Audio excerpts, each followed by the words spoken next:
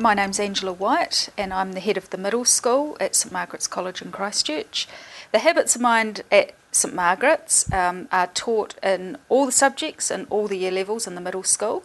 We believe they're essential to being a 21st century learner, that they apply to life in general, that our students need to be risk takers and they need to be problem solvers and they need to be able to operate collaboratively and they need to work together, etc.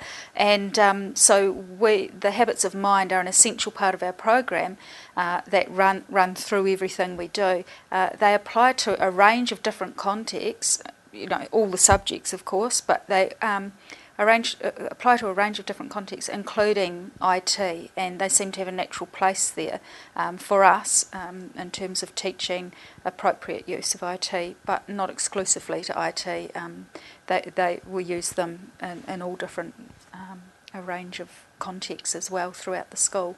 And on that note, we've linked the habits of mind with the key competencies, because the key competencies obviously are central to the curriculum as well, and we believe that the habits link very neatly with the key competencies, and in that way teachers can apply them to their unit planning and teach them explicitly, and our students can self-assess and reflect in their video blogs on how they've applied the key competencies and the habits of mind throughout their unit of work, and the teachers can then look at their video blogs and see how they've applied them.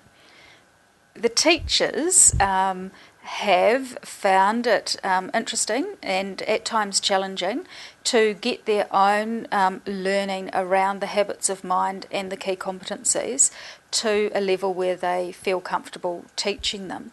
And in that way, they've had to live and breathe the habits of mind themselves. And so that's one of our goals as a staff, is to live the habits so that we model it naturally for the students.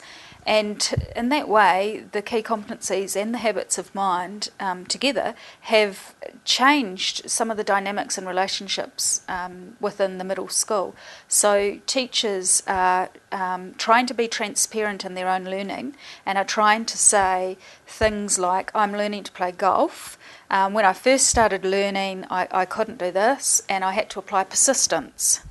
And when I apply persistence, and really talking students through some of their own learning. So one of our goals is to try and be transparent in our learning, even though the ultimate goal is for it to be an internal compass, which no one can see, where as we're teaching it, we're trying to make it transparent. And in that way, the students begin to see the teachers as learners as well, and that can change the dynamic of the relationship with the student and the teacher, to the point where you end up having conversations about frustrations in learning and what it means to overcome something and actually achieve it as well. And so teachers have enjoyed being able to have those conversations, and we see students doing that more and more and relating to their teacher as a learner as well. But that can be challenging for some teachers, of course.